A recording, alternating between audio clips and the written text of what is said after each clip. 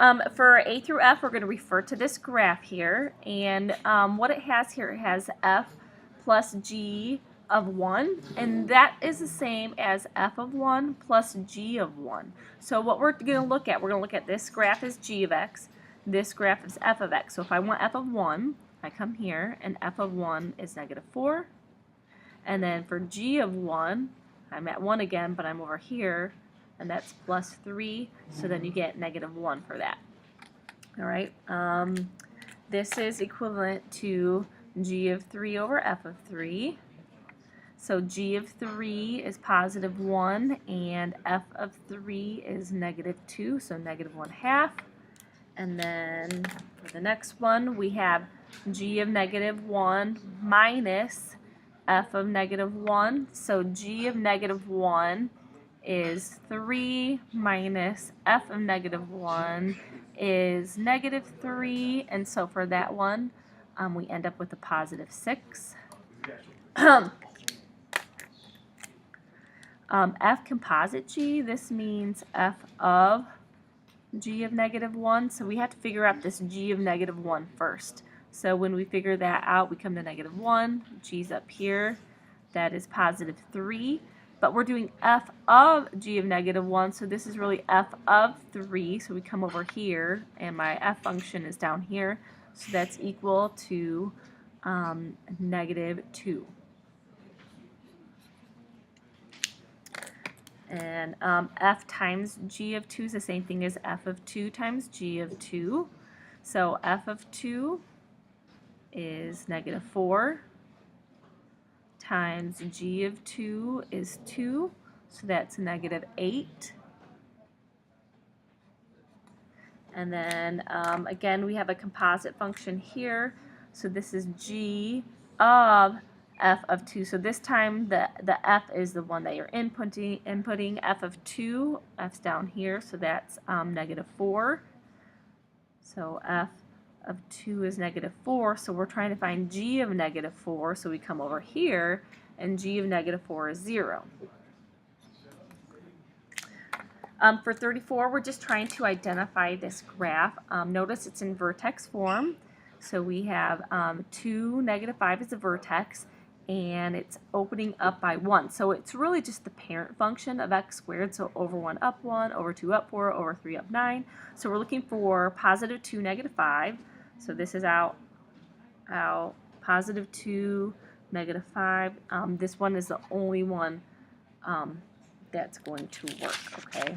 Because here, none of the vertices, none of the other ones are positive 2, negative 5. So B, by elimination, has to work. For 35, we're going to use these three functions to evaluate everything here, and we're also going to be finding the domain. So F plus G of X, we're just adding the two together. So then we end up with root x minus 4 plus x squared minus 1. Notice we have 3 terms here, and none of them are like terms, so that would actually be where you would stop. That would be the answer. Now, the only restriction on domains that we have even root is a restriction. We have this x in the denominator, that's a restriction. And if you have a log function, you have a restriction, but we don't have that in any of the functions up here. So that just means for even roots, we know that this inside x minus 4 has to be greater than 0. So I know x has to be greater than 4. So the domain here is going to be 4 to infinity. And then really this should be greater than or equal to. So let's add this as a bracket, okay?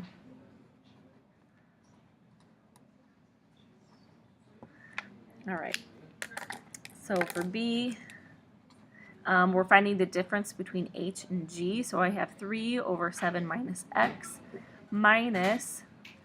squared minus 1. You have to be careful here. If you were going to leave this, you need a set of parentheses. If you wanted to distribute that, it would be 3 over 7 minus x and then minus x squared plus 1. So either one of those will do. The only restriction here is the bottom. I know that 7 minus x cannot be 0, and that means x cannot be positive 7. Okay, so we can move that over. So if that's the case, if x isn't 7, then it can be everything else. So I have negative infinity to 7. I have to put a parentheses because it's not inclusive, union 7 to infinity. For C, we're multiplying f and h.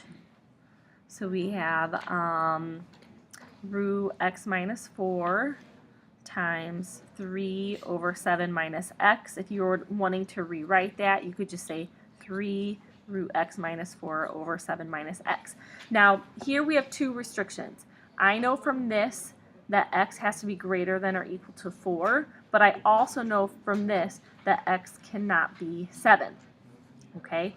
But you have to use both of those at the same time. So if we drew this on a number line, okay, we have to use the intersection of the two. So if this is 4 and this is 7, then what happens is this is our solution here. So I'm going to start at 4 and I'm going to go to 7, and then I can go from 7 to infinity. Okay. Jumping to D. We are dividing these two, so I have x squared minus 1 is my g of x over f, which is root x minus 4. There's no restrictions from the quadratic part on the top. So the bottom, normally I would say x is greater than or equal to 4, but the issue is the bottom actually can't be 0, so it becomes just x greater than 4. So this is just 4 to infinity. All right, and this time it is not inclusive. So this is D. For E, we're doing the composite function, so it's g of f of x. And for G, I have x squared minus 1. And for f of x, that's root x minus 4. Okay?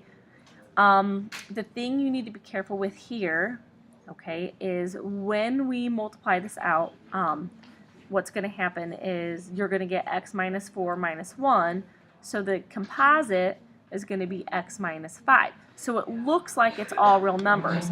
The thing is, we have to use the domain from the input because these are the only x's that we started with, and the input, we know x has to be greater than or equal to 4. So even though our composite looks like all real numbers, the domain still has to be all real numbers intersected with x greater than or equal to 4. So you're going to get 4 to infinity. And then for f, we have f composite g of x, so we're going the other way here. So we have the square root of x minus 4, and then inside we're putting g of x, and that is x squared minus 1.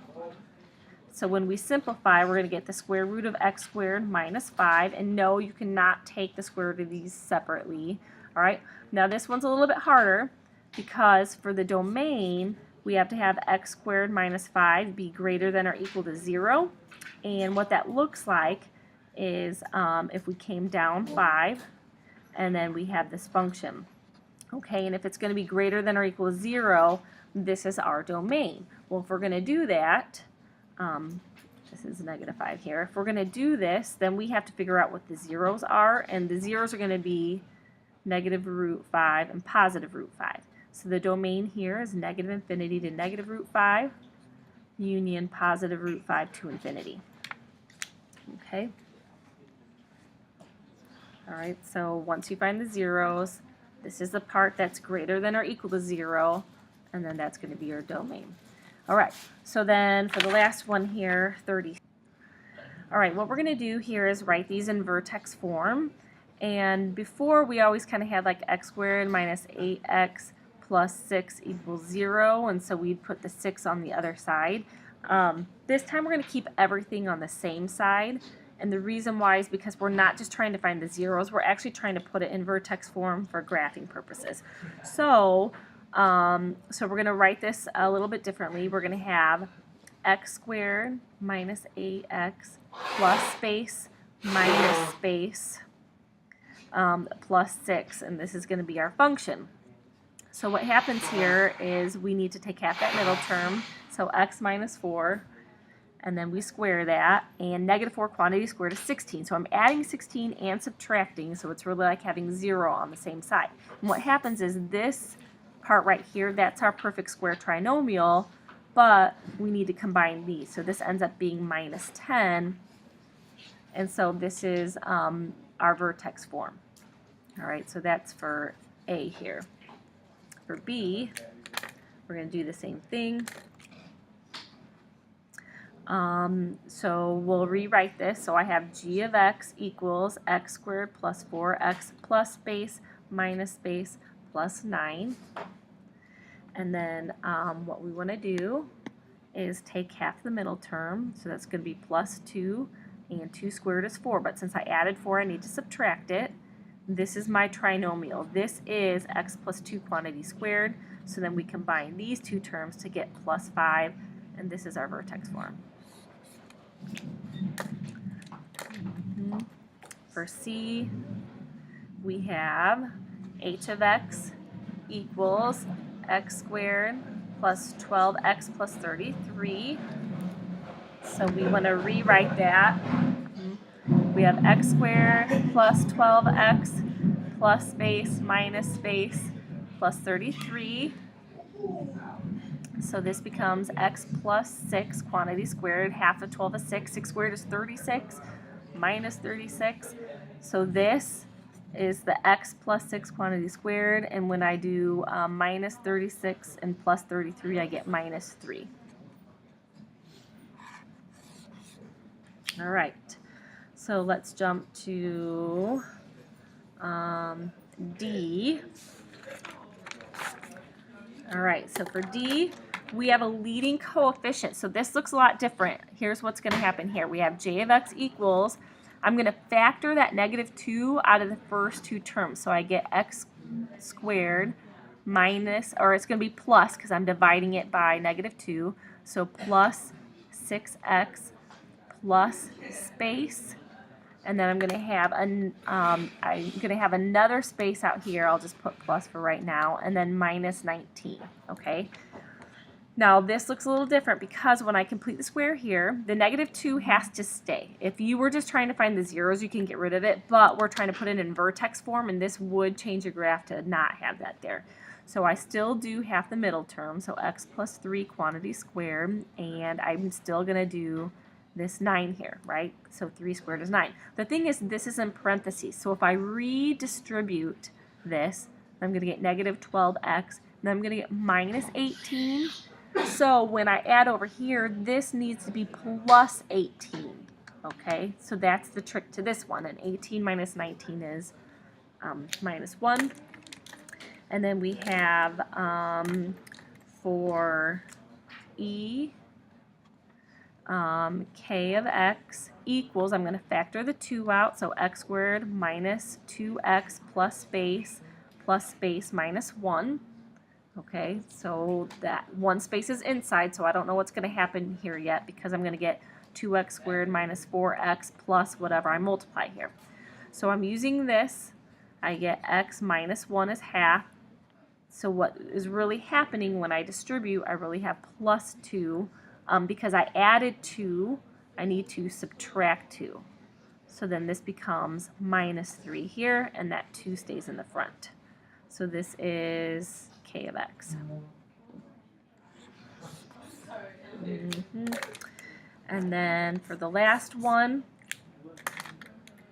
we have for f, L of x equals negative 3. So we have x squared, but this is going to be plus 4x plus space, and then plus space minus 7.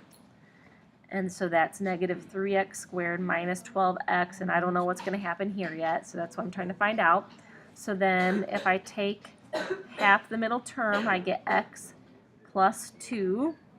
2 squared is 4, so this is really minus 12, and because I'm subtracting 12, I need to add 12 here, so this becomes 5, and that's my L of x.